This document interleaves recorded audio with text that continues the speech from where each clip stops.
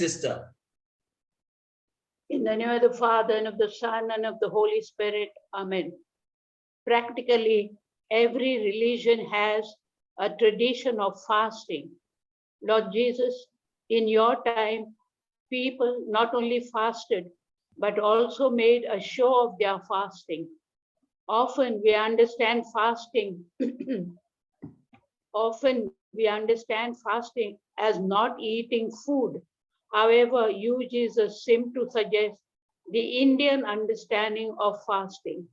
Here in India, we use the Sanskrit word upvas for fasting, which means staying near, that is, staying near God.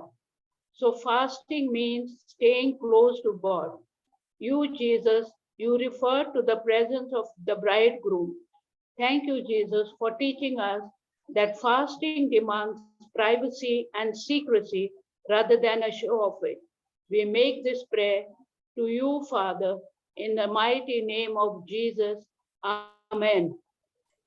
Amen. Amen. Thank you, Sister Mariola, for that wonderful prayer. And my brothers and sisters, a warm welcome to each one of you. As I mentioned in the introduction, today we are going to reflect on the day's gospel from Mark chapter 2, verses 18 to 22. And you know, my sisters and brothers, at the beginning of this reflection, you know, this entire passage that we are going to study on today, or we are going to reflect on today, is not actually about fasting or not about any particular ritual that we do now, many a times, because we have still not understood the difference between the old covenant and the new covenant. And so today's gospel passage, Jesus is simply trying to, explain to his listeners that the covenant which he had come to establish, which he has right now, we belong to that new covenant that which he has already established, and the covenant of the law, which the people at that time were following, were two different covenants. The covenant of the law was which Moses had given to the people. I mean, God had given through Moses, and Jesus came and simply made that covenant of the law obsolete, and he has introduced a new covenant, and that is the covenant of grace. And you know, my sisters and brothers, we are living right now in the era of God's mercy and grace. How blessed we are to live in this new covenant of mercy and grace. And therefore, when we read today's gospel passage from Mark chapter 2, let's go and read that.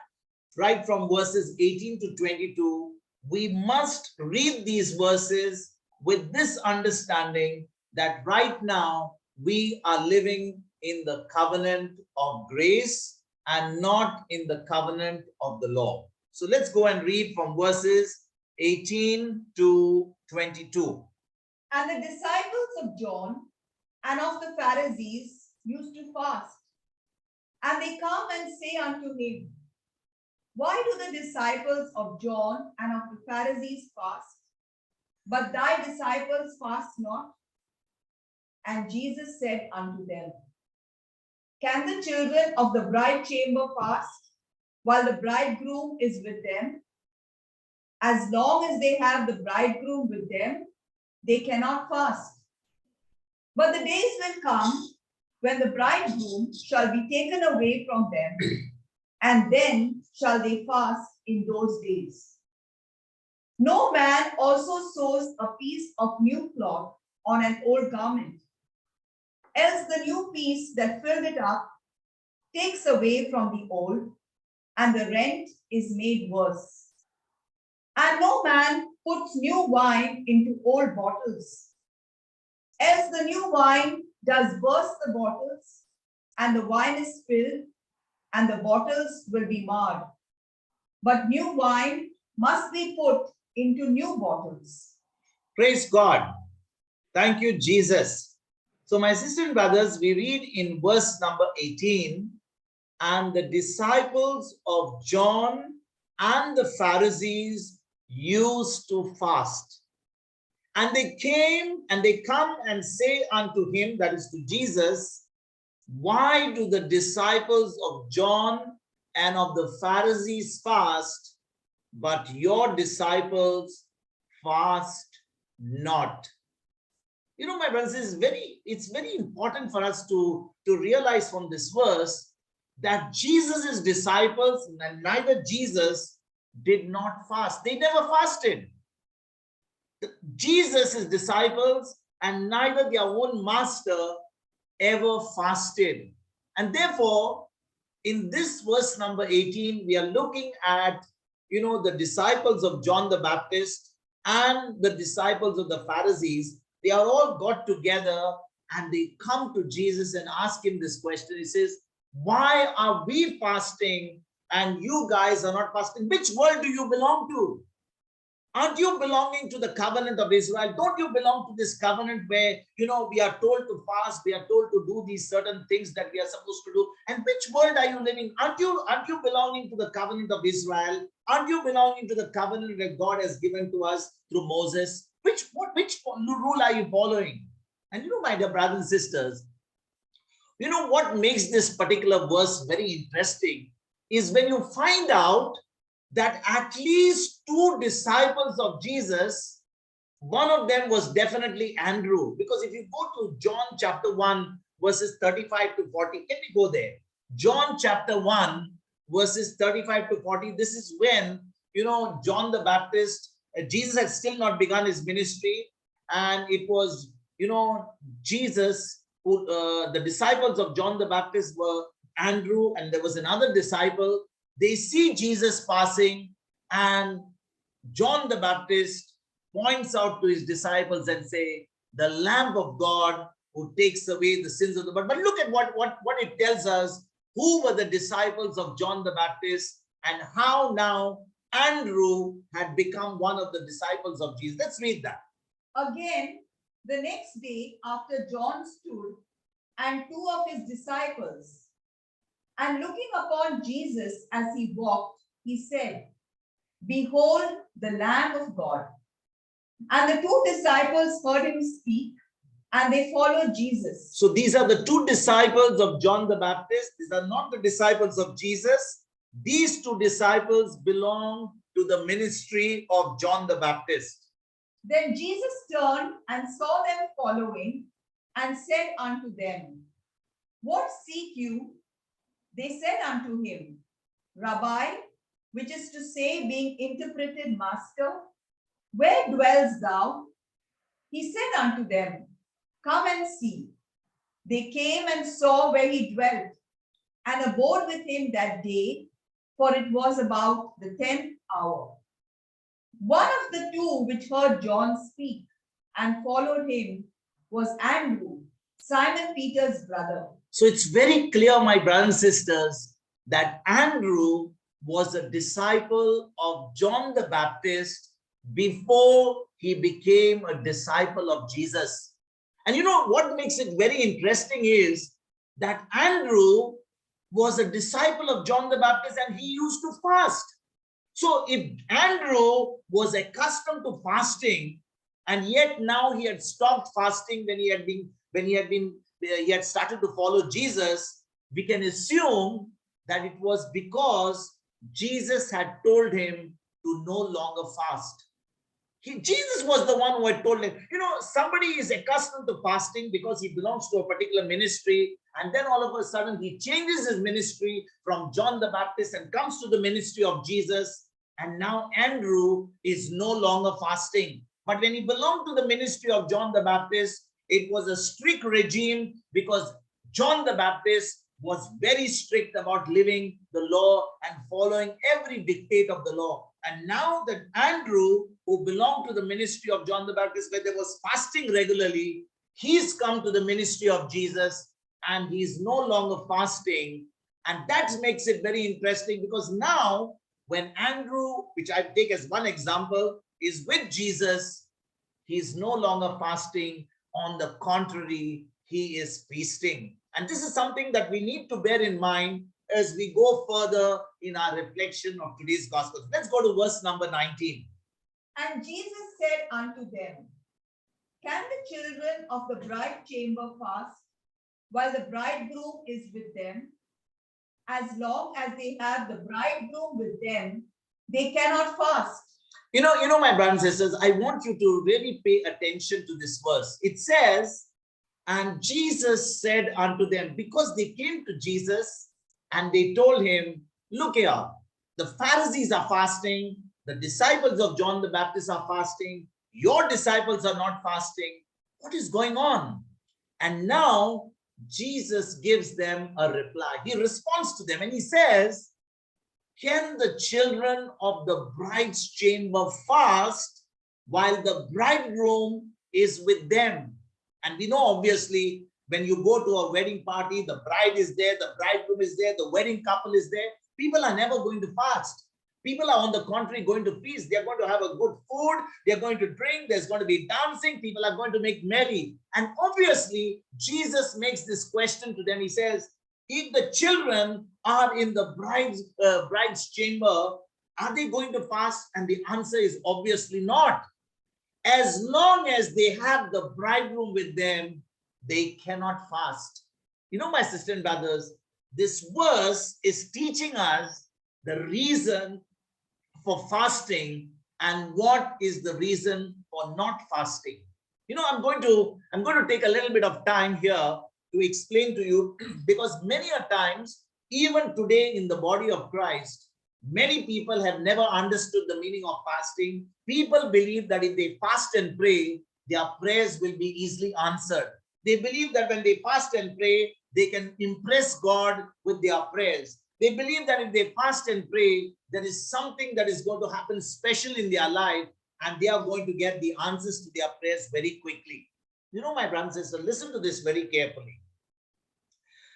Fasting is not to manipulate God. Fasting is not to manipulate God as is commonly thought. Many people think that if they fast, they are able to manipulate God. What is the meaning of fasting? Fasting simply means to deny self for the purpose of making our souls less dominant, and I would say making us more sensitive to our spiritual man. There is a spiritual man on the inside of us, and there is also a soul mind, and therefore this soul mind always connects us with our physical world. And the moment you are going to deny this soul man, so that he becomes less sensitive to the physical world, and you make your spiritual man more sensitive, now you are going to find yourself more connected to the spiritual realm than connected to the physical realm. Listen to this, my brothers and sisters. If you really want me to make it more clearer, let me make it further. As long as we are living on this planet Earth, we have a body, we have our senses, 5 senses. We see with our eyes, we hear with our ears, we can taste with our tongue, we can smell with our nose, and we can feel. We got all our feelings. We can touch, and we can also feel whether it's hot or it's cold. We can feel good, we can feel bad, we can feel sad, we can feel happy. So all these are our senses. But my sisters and brothers, all our 5 senses are connecting us to the physical world. The 5 senses always connect us to the physical world. So what does fasting do? Fasting denies the self, denies our soul, denies the part of us which is connected to the physical world, so that our soul, or our part of our 5 senses will become less dominant, and we will be able to begin to be sensing with our spirit man on the inside. And fasting becomes a tool in order to make us more spiritually sensitive. My brothers and sisters, again, let me say this. There is a time to fast, and there is a time not to fast. There is a time to fast, and there is a time not to fast. And these disciples were in the presence of of God manifested in the flesh. Jesus was God Almighty. He was manifested in the flesh. It was a time for them to rejoice. It was a time for them to celebrate. It was not a time for them to fast. And sisters and brothers, if Jesus is telling those people, I am the bridegroom, this is my bride, just like today he is the bridegroom, we the church are the bride. And therefore, if we are not able to focus on Jesus, because in order to focus on Jesus, you can't focus on Jesus with your physical senses, with your five senses, with what you hear, with what you taste, with what you smell, with what you feel, with what you hear. You can't sense Jesus with your five senses. You need to, have a relationship with Jesus only by faith. Only by faith. That means your spiritual man needs to be more sensitive than the physical man in order to have a relationship with Jesus. So, why did Jesus say that the disciples would fast once the bridegroom was taken away from them? He's saying, yes, right now is not the time for them to fast. Right now, I'm the bridegroom. I'm with them. They don't need to fast right now. But he says, a time is coming when the bridegroom, that is himself, will be taken away from them, and then they will fast. Listen to this, my brothers and sisters. As long as Jesus was with them, he was able to meet all their needs. They never had a problem, where their food would come.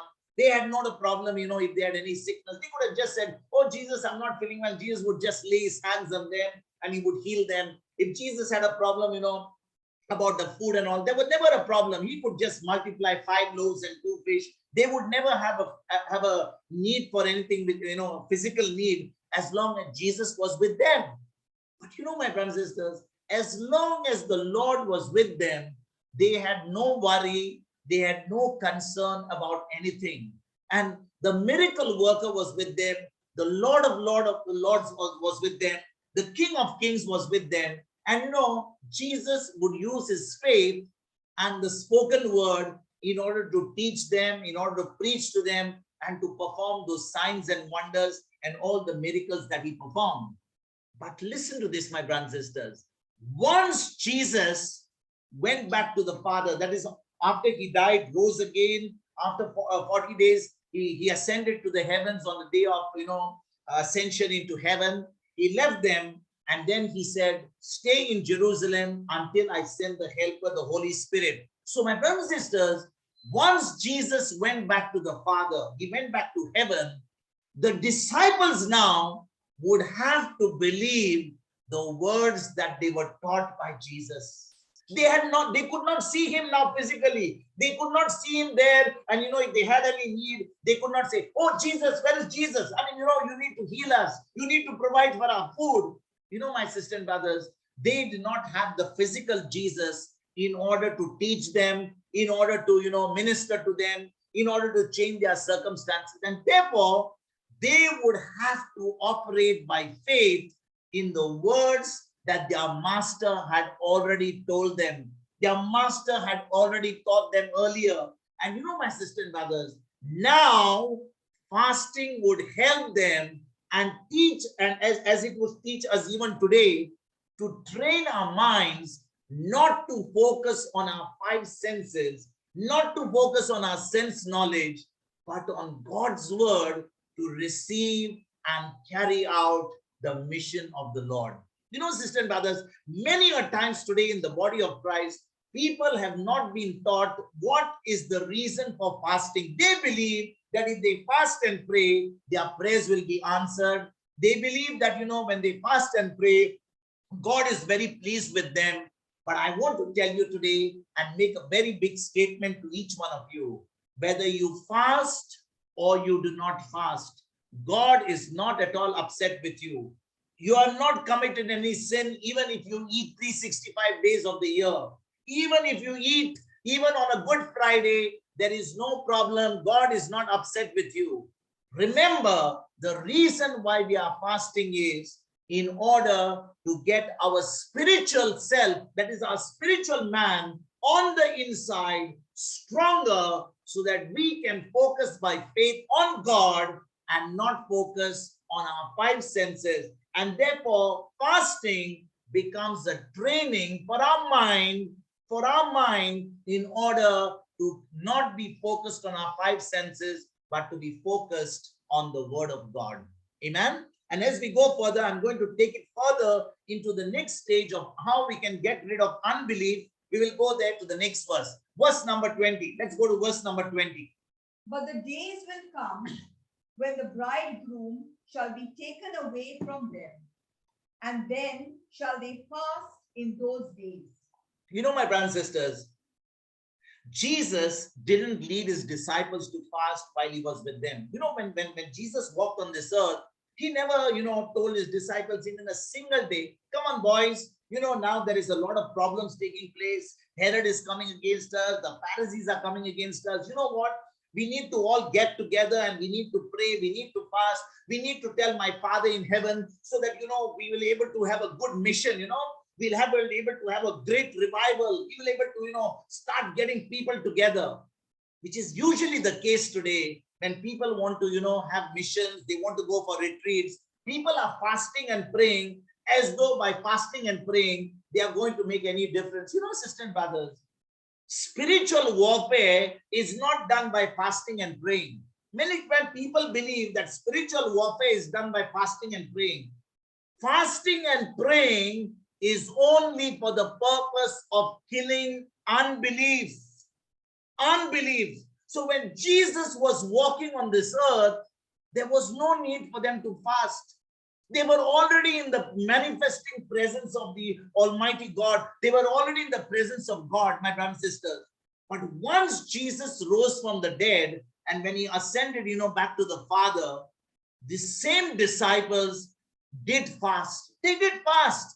He taught them that the only way to get rid of certain types of unbelief is by fasting and by praying. And that's exactly what I'm going to really focus on today. This is our principal verse, but I'm going to take you, my brothers and sisters, to Matthew's Gospel, Matthew chapter 17, verses 20 to 21. Remember, my brothers and sisters, Jesus told his disciples when he was walking on the earth never to fast. But here, when he's talking to the disciples of John the Baptist, he's talking to the Pharisees, he's telling them, my disciples will not fast as long as I am with them, but a day will come when I will be taken away, and then my disciples will fast. The reason why he's talking to them that they will fast is not for the purpose that they are trying to impress God or impress Jesus up in heaven by making less for themselves, but they are fasting in order to kill unbelief. Unbelief. And we will be studying about unbelief as we go further today. So let us read Matthew chapter 17, verses 20 to 21. And Jesus said unto them, because of your unbelief, for verily I say unto you, if you have faith as a grain of mustard seed, you shall say unto this mountain, remove hence to yonder place, and it shall remove, and nothing shall be impossible unto you. Howbeit, this kind goes not out, but by prayer and fasting. Now, my brothers and sisters, let me explain to you verse number 21, and then we'll go back to this particular chapter. When people read verse number 21, they say, howbeit, this kind goes out but by prayer and fasting. And many people have interpreted verse number 21 that only by prayer and fasting you can cast out demons. My brothers and sisters, that is absolutely false. Nobody cast out demons by prayer and fasting. Actually, verse number 21 is saying it's only by prayer and fasting that you are able to destroy unbelief. This kind, when he mentioned this word, this kind in verse number 21, it is talking about unbelief. Now, what happens in Matthew chapter 17? My brothers and sisters, in Matthew chapter 17, if you go earlier, it tells us, can we go a little bit earlier? It talks about Jesus going up the mountain, and being transfigured. Jesus is transfigured up the mountain. He has taken his inner circle of disciples. He has taken Peter, he's taken James and his brother John. And these four of them with Jesus have gone up the mountain. They have got transfigured. Whereas the rest of the disciples have stayed on the ground. They've stayed, in the plains, and they have been left to minister to the people. So what happens? When the other disciples are in the plain, a father comes with his son who's having a demonic spirit, who always begins to have epileptic fits, and they come to the disciples of Jesus, and they tell him, please help my son, help him to get out of this evil spirit, get him out of this and set him free, from all the trouble that he's going through. And my sister and brothers, what happens? Those disciples who are on the plain, not James, John, Peter, and Jesus, they are already up the mountain. They already have tried to get this demon out, and they are unsuccessful in getting that demonic spirit. They are unsuccessful in setting this boy free. And therefore the father, as soon as Jesus comes down the mountain after transfiguration, he comes down, immediately the father runs to Jesus and he says, Jesus, I took my son to your disciples, but they could not cast that evil spirit. They couldn't help him. Please do something about it.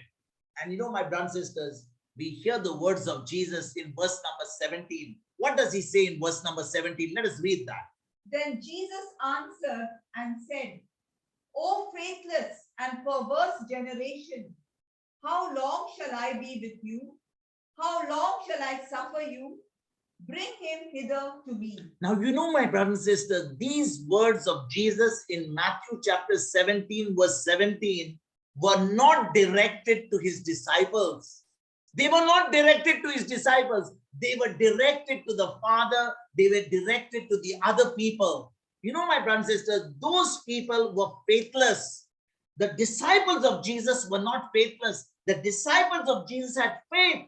They had cast out demons in the past. They were sent. In fact, if you read Luke chapter 10, they had even gone and cast out demons, and they had come back and told Jesus. He said, we saw Satan fall like lightning from heaven.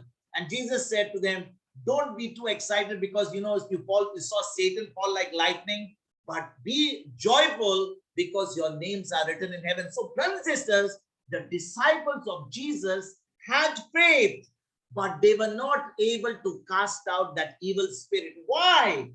Because even though they had faith, they also had unbelief. They also had unbelief. So what is unbelief?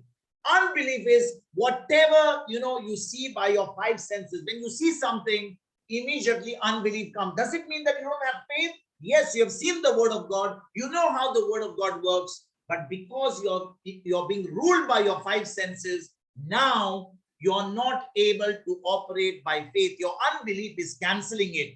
And my brothers and sisters, if you go to verse number 20, let's go to verse number 20. What it says? Let's read verse number 20 again. And Jesus said unto them, because of your unbelief, for verily I say unto you, if you have faith as a grain of mustard seed, you shall say unto this mountain, remove hence to yonder place, and it shall remove, and nothing shall be impossible unto you. Now look at this, my brothers and sisters. In verse number 20, Jesus didn't say, the reason that his disciples couldn't cast the demon was because they didn't have faith.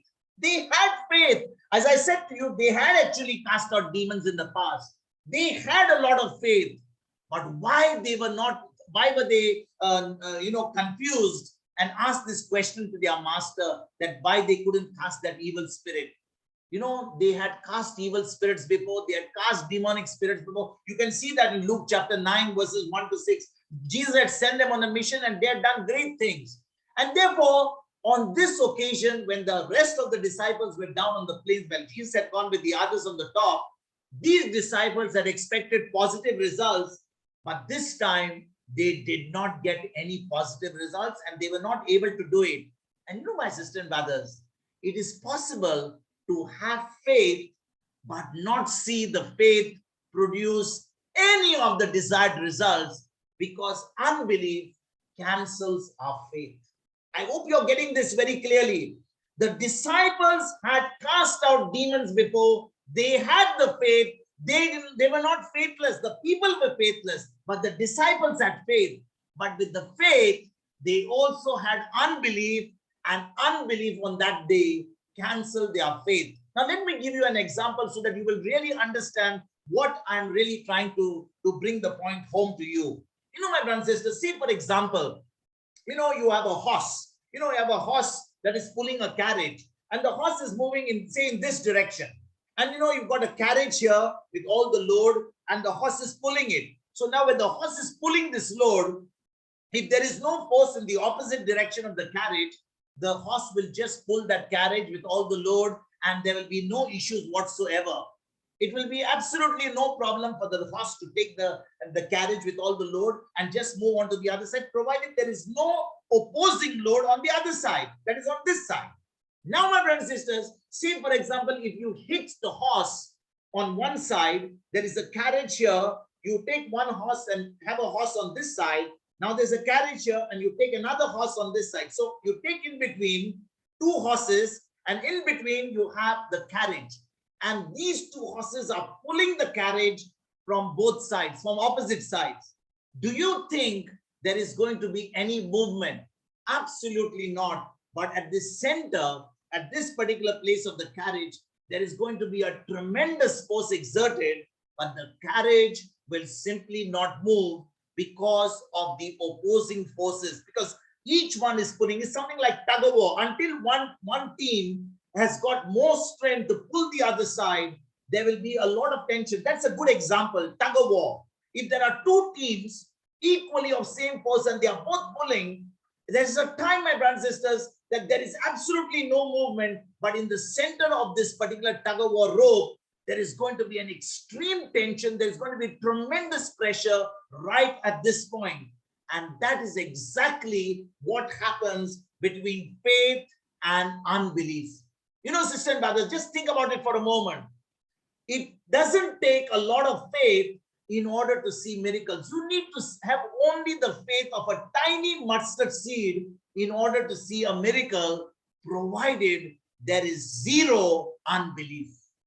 If there is zero unbelief, you require the faith of a mustard seed in order to see the miracle. My brothers and sisters, many a times people say, I need more faith. We do not need more faith. Faith is already there on the inside of us. What we need is the faith of a mustard seed, and we need to have zero unbelief. And what is zero unbelief? That we are not going to focus on our five senses. Let the devil do all sorts of things. Let the COVID report, let the newspapers go on blaring their reports. Let the television stations go on telling about everything that is happening.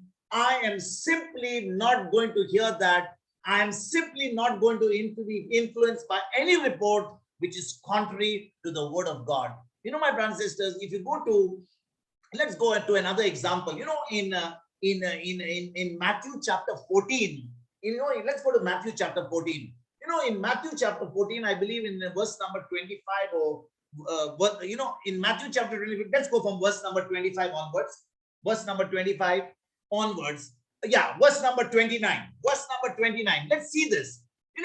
In verse number 29, Peter walked on the water to go to Jesus. This is a story where the disciples are in the boat. They are moving in the boat, and Jesus comes walking on the water. And my brothers and sisters, when he saw Jesus, Peter tells Jesus, Lord, if it is you, tell me to come to you. And Jesus says to him, what is Jesus going to say to him? I'm not the one, don't come. He says, come. And Peter starts walking on the water. But sisters and brothers, Peter took that one word of Jesus, come, and started walking on the water. But the moment he had taken some steps on the water, Peter took his eyes off Jesus and began to look at the wind and the waves. Surely the waves are moving high. There must have been very rough waves. And the moment he took his eyes off Jesus onto the waves, this Peter began to sink. Peter looked at his circumstances and began to sink. And what did Jesus say to Peter? He says, Peter, you man of little faith. Look at what he says in verse number 31. He says, oh, thou of little faith, why did you doubt? Why did you doubt? My brothers and sisters, Peter had only little faith, yet this Peter walked on the water. He walked on the water. Remember, when Jesus said the word come, he took that little faith that he had of the size of a mustard seed, and he walked on the water. But the moment this Peter immediately took his eyes off Jesus and began to look at the waves, began to look at the wind, and began to look at all that thing that was happening, this same Peter now began to sink, because now his faith had become zero and unbelief had taken over, and this very man was not able to walk anymore, and he began to sing and cry out for help. Let us go to another example in the Old Testament.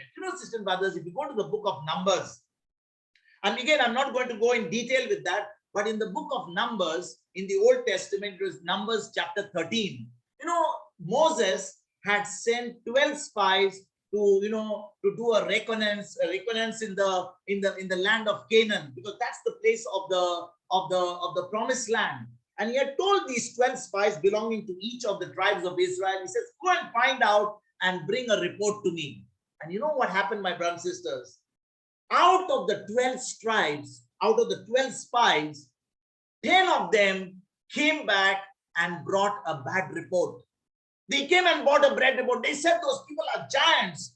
And only 2 of them, that was Joshua and Caleb, they brought a good report. They brought a report which was not based on what they saw.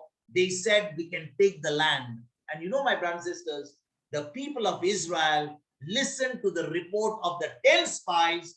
They were, captivated by the 10 spy network.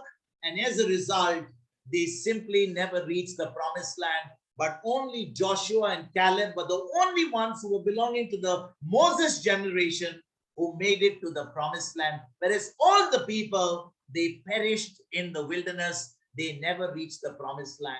My sisters and brothers, today we come to hear the word of God. We are hearing the word of God. We love to come to Jesus. It's not that we are not come to this Bible class. Many of us listen to the word of God. Many of us are praying. Many of us are fasting. But remember one thing. If we belong to the 10 spy network, not the network of Joshua and Caleb, if we are people, who are only focused on our senses, what we hear, what the newspapers are saying, we are so focused on what the WhatsApp messages we are getting, what the newspaper is saying, what the TV reports are saying, and we are taking our eyes off Jesus, my brothers and sisters, we will simply be overcome by unbelief. So coming to the question of unbelief, it is a serious situation and can affect even those who are in faith if they don't realize the root of this situation. Sisters and brothers, many a times, I'm sharing this not with joy to you, I'm sharing this with sadness, because if we do not understand the root of why we are not getting success today, even though we are praying, even though we are doing everything that we are going, we're probably going to the Bible class, we are regular church goers, we pray all the time, we are not bad people, we are always doing everything right, and yet we are not seeing the degree of success that we should get as believers. It's only because the root cause is unbelief. And therefore, brothers and sisters, today I'm just going to share with you the 3 different categories of unbelief. There are 3 basically categories of unbelief. Unbelief is something which basically is caused because of our 5 senses. The moment you take your eyes off the word of God and you begin to focus on your 5 senses, you are going to operate in unbelief. Now, God has given us our 5 senses, not for us to, drive the car by faith. If you drive the car by faith, you will simply go and blast your car and you'll have an accident. So you need to use your 5 senses.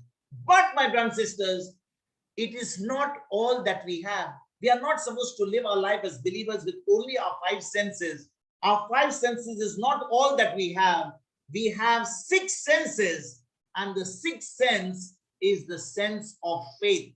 Is the sense of faith. And if we have faith, these 5 senses which can produce the unbelief can negate the 6th sense of faith, and we will never be able to see God's glory in our life. And therefore, brothers and sisters, I'm going to share with you what are the 3 main categories of unbelief. The first category of unbelief is, the unbelief because of ignorance. The word of God tells us that, in Hosea chapter 4, verse number 6, if you can put that verse, please. You know, God is talking to the prophet Hosea and he's telling him, my people are destroyed because of lack of knowledge.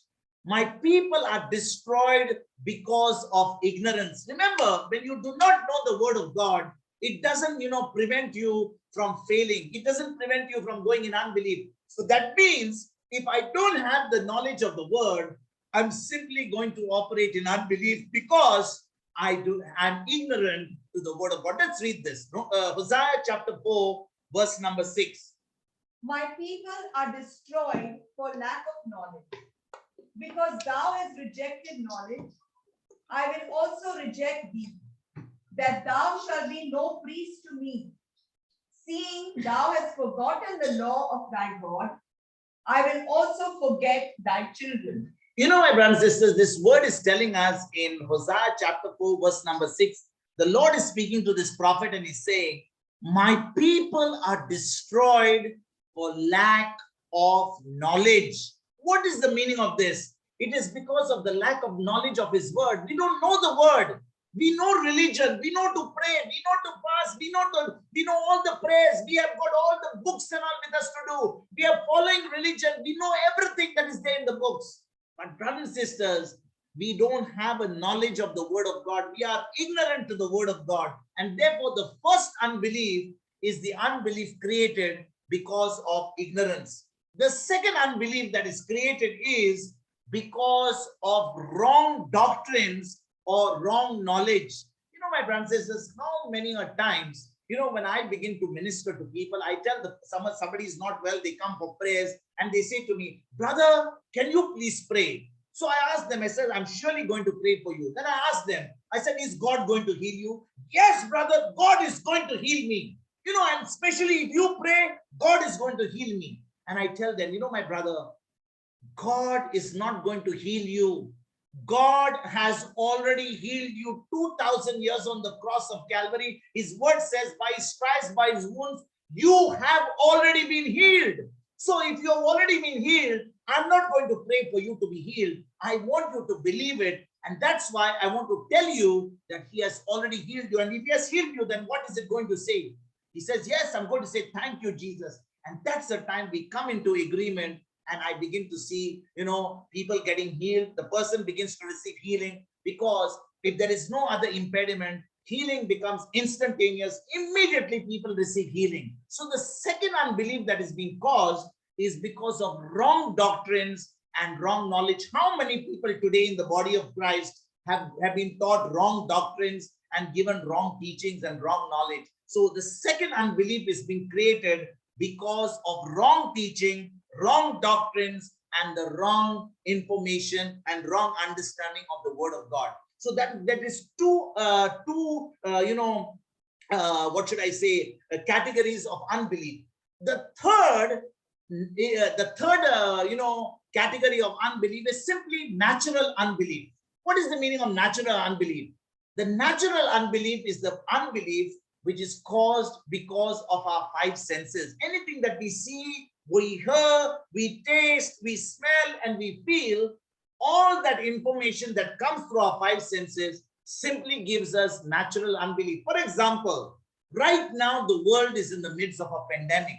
The world is in the midst of a pandemic. I don't think anybody on this planet Earth, even if they are illiterate, will not know that there is something happening about COVID-19, or whether it's Omicron, or I don't know how many chromes are there, whatever it is, Delta variant, whatever be it, everyone is aware that there is a virus, there is something happening in the world. And my brothers and sisters, because there is so much of propaganda which is made on the television, which is made on the newspapers, which is made on the WhatsApp, which is made on the social media, people begin to get all that information, and then they open their mouth and they say, what is this news we are hearing? What is this news we are hearing here? What sort of variant is happening? So all this news that we are getting is simply natural unbelief. So coming back to the three categories of unbelief, the first one is the unbelief that is created because of ignorance. The second unbelief is because of wrong knowledge and wrong doctrines. And the third is the natural unbelief. So brothers and sisters, the first two unbeliefs, that is the one that is because of ignorance, and the one because of wrong teachings and wrong doctrines can be overcome or can be countered through revelation knowledge of the word of God. So the moment the truth is preached, remember Jesus said in John 8:32, he says, you shall know the truth and the truth shall make you free. He never said the preacher will set you free. He never said the priest will set you free. He never said somebody with 35 degrees will set you free. He said the truth will set you free. So the moment I understand the truth, I understand the word of God, I can get rid of the unbelief because of ignorance, and I can get rid of the unbelief which is because of wrong knowledge and wrong doctrines. So the third unbelief, which is the natural unbelief, is the unbelief that can be dealt only through prayer and fasting. And that's exactly what we have been learning about today. Remember, my brothers and sisters, the first two unbeliefs of ignorance and wrong teaching and doctrines can be dealt with by teaching somebody the truth of God's word. Whereas the natural unbelief, which is caused because of our five senses, can be overcome, can be countered only by prayer and fasting. And as Jesus explained, my brothers and sisters, in Matthew chapter 17, verse 21, can we go back there, please? Matthew chapter 17, verse number 21. You know, my sisters and brothers, what was Jesus talking there in Matthew chapter 17, verse 21? He never said there that, when you pray and fast, you're able to cast out demons. Let's read that. Verse number 21.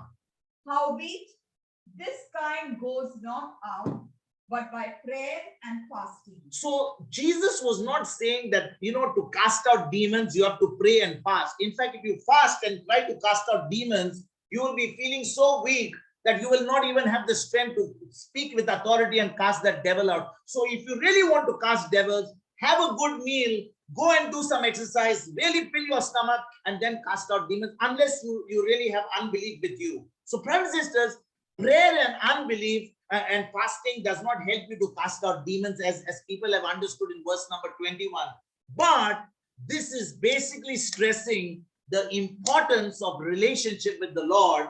And all we need to do is we need to spend more time in the spiritual realm than we do in the natural realm. Sisters and brothers, when you spend time with the word of God, you spend time in prayer and fasting, you are deadening yourself to the physical world. You're deadening yourself to the news of this world. You're getting yourself out from the physical realm and you're focusing on the spiritual realm. And sisters and brothers, natural unbelief is not necessarily something as a rebellion to God. It's not something that you're a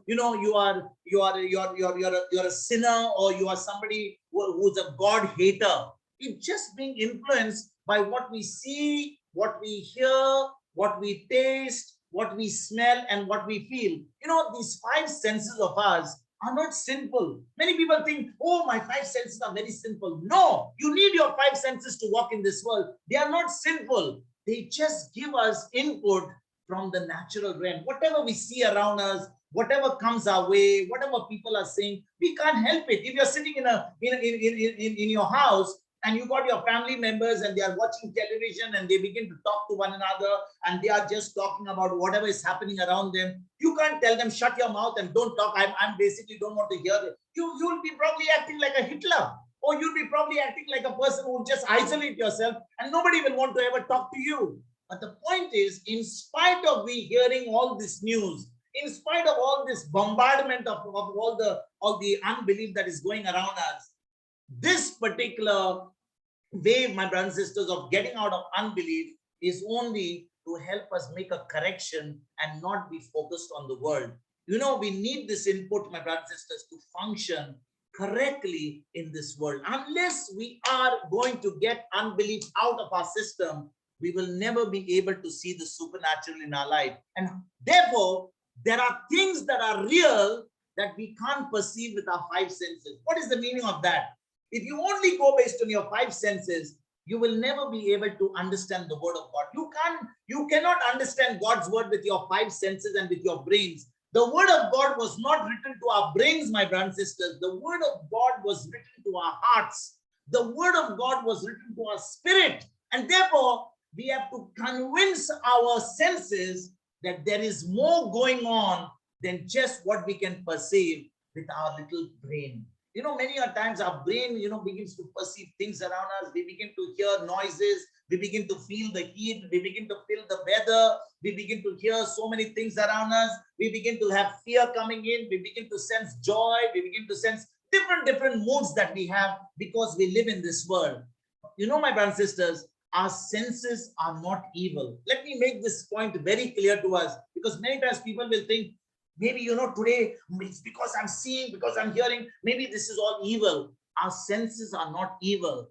They are not, our senses aren't bent on disbelieving God. They just don't allow us to, believe the scriptures, because our senses will never help us to perceive God.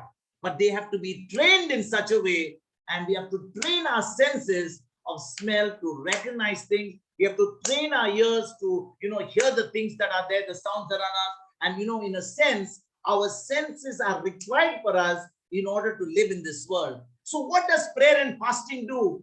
Prayer and fasting can train us to recognize that there is more going on than what can be perceived by our five senses. Let me say this again. And if you want to write it down, you write it down in capital block letters so that you will understand today what is the purpose of fasting and praying. My brothers and sisters, prayer and fasting can train us to recognize that there is more going on than just what we can perceive with our five senses. What our five senses can perceive it's not the real world. The real world is the spiritual world, the unseen world. And therefore, brothers and sisters, actually speaking, we can develop a sixth sense.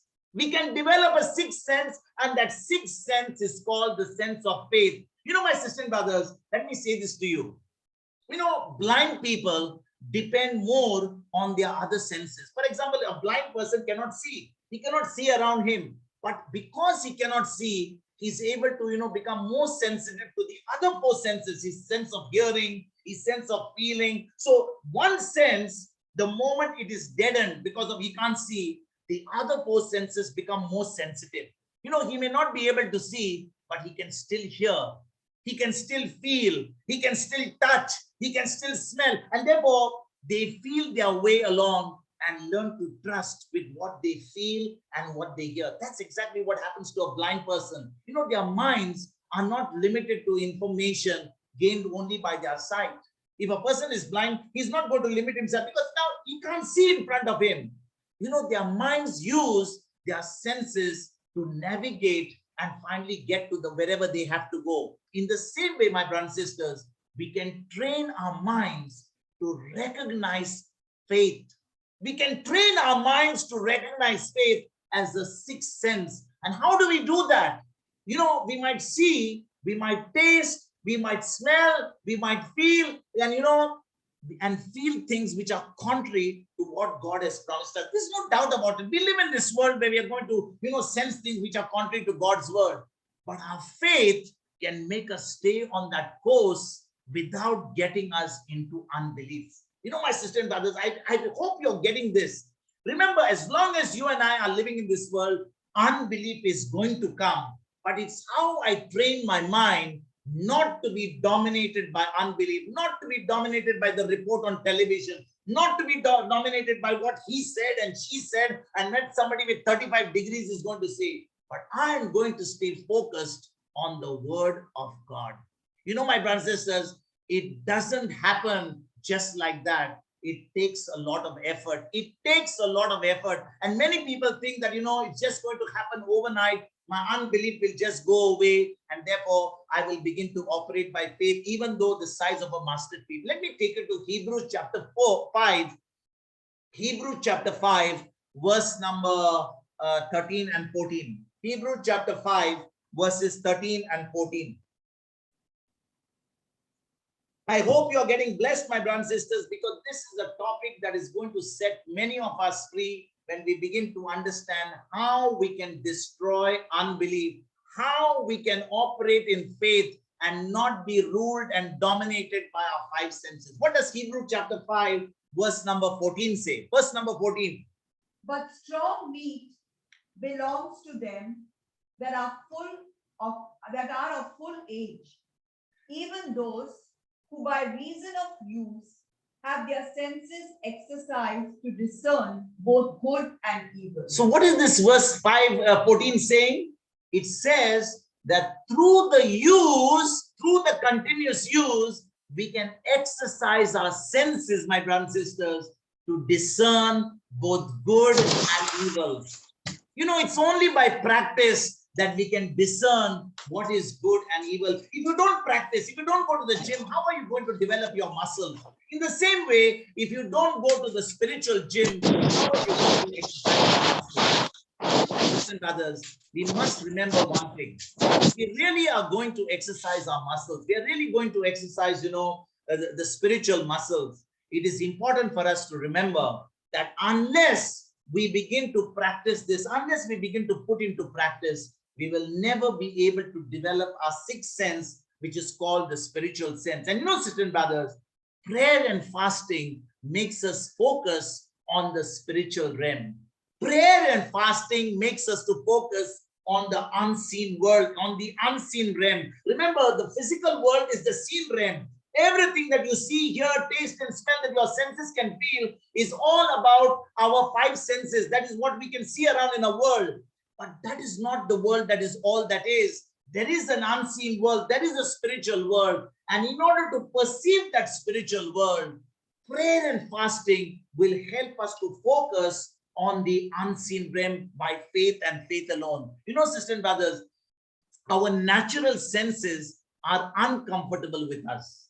Our natural senses are always uncomfortable with us, with this, not with us, with this particular thing about, looking at the unseen world. Because the unseen world can never be perceived with the five senses. Remember this, you can put it in block letters. If you really want to operate by faith, you cannot operate based on your five senses. You must develop the sixth sense, and the sixth sense is of faith. And prayer and fasting is going to help us to focus on the faith and on the spiritual and on the unseen realm. My brothers and sisters, the five senses will try to regain control. Every time our five senses will try to regain control. And if we persist in prayer and fasting, there will be a physical proof of, that the reality of God in our life and the spiritual world.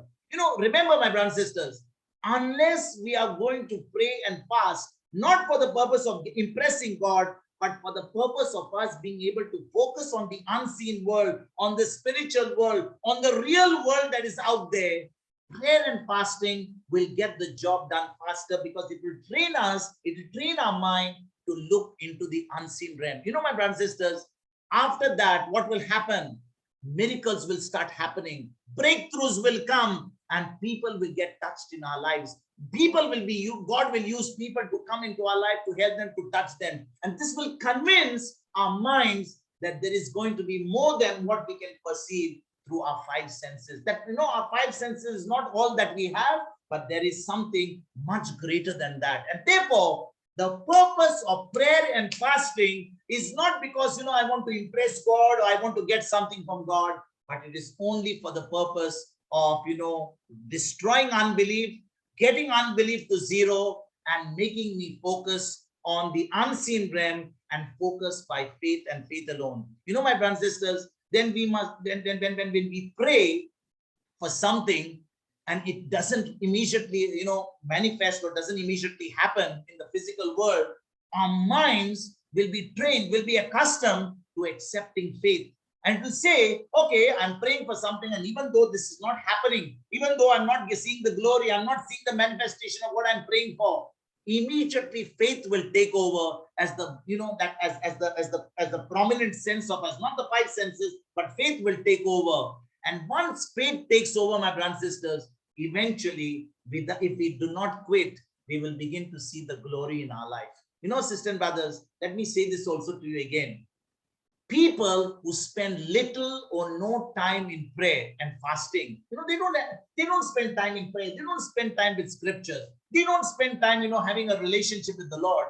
Their natural minds will simply, take over. They will never be able to operate by faith, and they will reject every faith report. That's why people who are in the natural world, those people, who are never having a relationship with the Lord, when they hear the word of God, they'll say, What is he talking about? We have heard it on television. The reports have been saying, the scientists have proved it. I have seen it happening in my body. What is he talking about? Because they are so much focused on their five senses.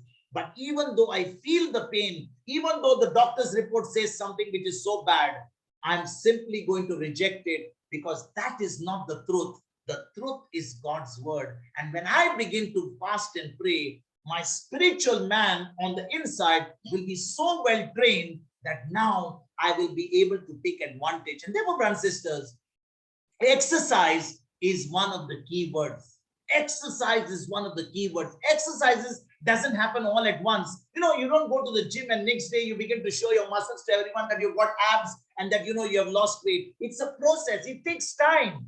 It's a progressive thing. You can't wait, for example, if there is a person who wants to win a medal for the Olympics, say he wants to run the marathon, wants to run the 100 meters dash.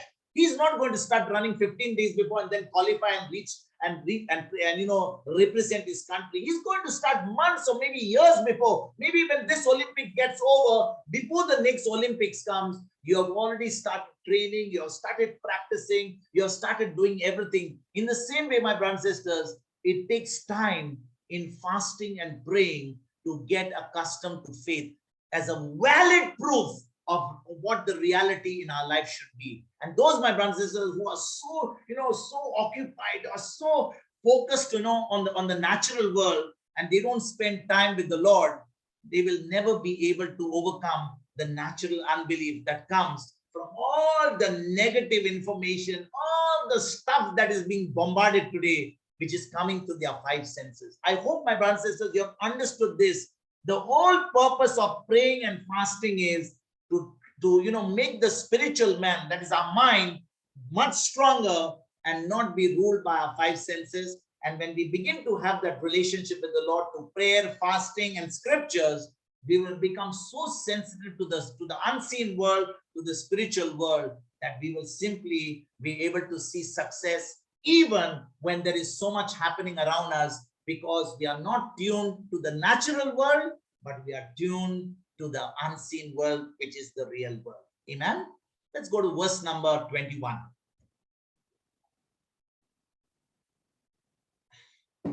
No man also sews a piece of new cloth on an old garment, else the new piece that filled it up takes away from the old, and the rent is made worse. Again, my brothers and sisters, this parable that Jesus is teaching is, how the old covenant rituals and, traditions and customs cannot contain, the new covenant reality. The new covenant is a covenant of grace. It's a covenant of God's mercy. It's a covenant of being connected to the unseen world, to the spiritual world. Whereas the old covenant was all about cutting animals or animal sacrifices, having a table, having flowers, having candles. And today, unfortunately, my brothers and sisters, in the body of Christ, we are so much bringing all this potpourri from the Old Testament. We have made a total khichdi out of it. And as a result, we simply are not following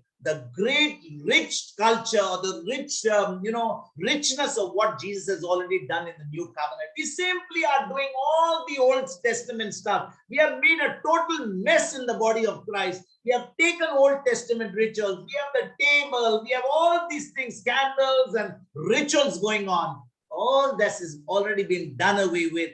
We only have His precious word. We have His precious promises. All we need to do is believe His word, do what His word says. And if we can't focus on His word because we are so much in the natural world, we can start praying and fasting, train our mind, and begin to start living a victorious life, because we'll be drawing out from the spiritual world or from the unseen world. My brothers and sisters, we are saved not by our works, but by grace through faith and faith alone. If you see what Saint Paul is telling the Ephesians in Ephesians chapter 2, verse number 8. Can we put that, please? Saint Paul, when he was writing to the Ephesians, he says, we are saved by grace through faith. We are not saved by works. We are not saved by, lighting candles and, putting flowers and doing all sorts of works. We are simply saved by grace, that what Jesus has done, and our response of faith. Let's read that. Ephesians 2, verse number 8. For by grace are you saved through faith, and that not of yourselves. It is the gift of God. So salvation, my brothers and sisters, is a gift of God. What Jesus did for you and me on the cross is the gift, because it is his love for us. All that we need to do is respond to the grace of God. And our response is called as faith. And therefore, to respond to that, to the grace of God, we need to know the word of God. God's word is God's grace. And when we respond to that word by not looking at our five senses, not looking at around us what our five senses are telling us, but looking into the spiritual realm, we will begin to live a supernatural life. We will begin to live a great life. You know, my brothers and sisters, saving faith will always move us to action.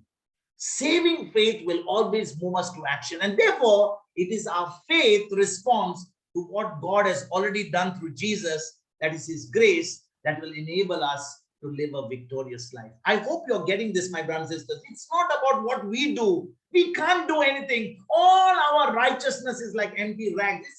It's like stinking, you know, my brothers and sisters, what we are trying to do and impress God. Sometimes we want to fast, we want to put candles, we want to put flowers, we want to kneel down, we want to stand, we want to walk miles on end, we want to do all sorts of things, crazy things we are doing in the new covenant. It's all been done. We only need to believe the word. We need to do what the word says.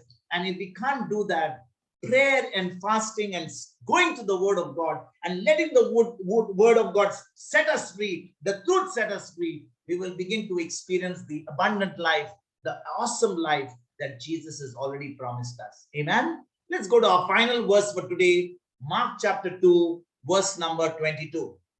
And no man puts new wine into old bottles, else the new wine does burst the bottles, and the wine is spilled, and the bottles will be marred.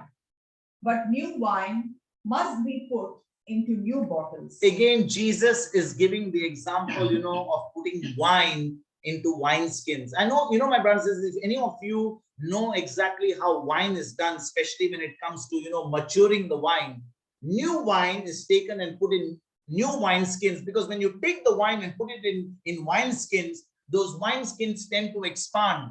So you can't take new wine and put it in wineskins that are already expanded, because the moment you take the new wine and put it in the old wineskins which have already expanded, those wineskins will simply stretch beyond its point and all the wine will get wasted. It will all spill over. And you know, my sisters and brothers, a wineskin stretched with the fermentation process will now be useless. It will be absolutely useless. This only happened when the wineskins are new. Because once the wineskins are new, they're going to stretch, they're going to do their job, and that's the end of it. Don't ever try to use those wineskins again for new wine. And once it has been stretched, my brothers and sisters, the wineskins will become brittle, and it will let the wine, you know, not ferment. Everything will get wasted if you put it into the already used wineskins. In the same way, the old covenant cannot be mixed up with the new covenant. The old covenant and the new covenant cannot be mixed together. You cannot take the old covenant rituals and customs and all those things and try to relate to God in the new covenant. In the new covenant, my brothers and sisters, there is a new way of relating to God, and that is by faith and not by works. By faith and not by works. It is by faith that we have been saved, and it is by grace that we have been saved through faith, and it is not of ourselves. It is a gift of God. Today, my sisters and brothers, if we have really understood this, our relationship with the Lord will change. The way we relate to God will change. If we really understand, it's not our works. Many times today, the religious church has been teaching, go and spend time in prayer. Go hours and on hours and pray. Go and storm the heavens. You know, my sisters and brothers, we don't need to storm the heavens. We need to storm our brains. We need to storm our minds and bring this word into our mind. And one of the ways we can storm our minds is through prayer and fasting, by training this mind, doing this spiritual exercise, so that we are not dominated by our five senses, but controlled and dominated by the word of God. We are controlled by faith. And when faith leads us, we will see the supernatural every single day of our life. Amen. Let us pray. Brother Hubert, let us pray. Sister So Joyce, I'll let us be- pray. Sorry, Sister Joyce. Yes. Thank you, Jesus. Thank you, Heavenly Father. Thank you, Jesus. Thank you, Holy Spirit. Once again, you have served us with so many truths which have transformed us and removed us from the school of unbelief and planted us in the school of belief of the word. And this is planted on good soil. No enemy, no power can take these truths away which we have received. Let us get unbelief out of our system, our five senses, and understand the word of God written in our hearts through the sixth sense, that's faith. Prayer and fasting will help us, Lord, to recognize that there is more going on than what our five senses can perceive. Let us train our minds, Lord, to recognize the sixth sense. Let us not be dominated by our senses, Lord. Let us focus on the word of God so that we can discern both good and evil. Yes, Lord.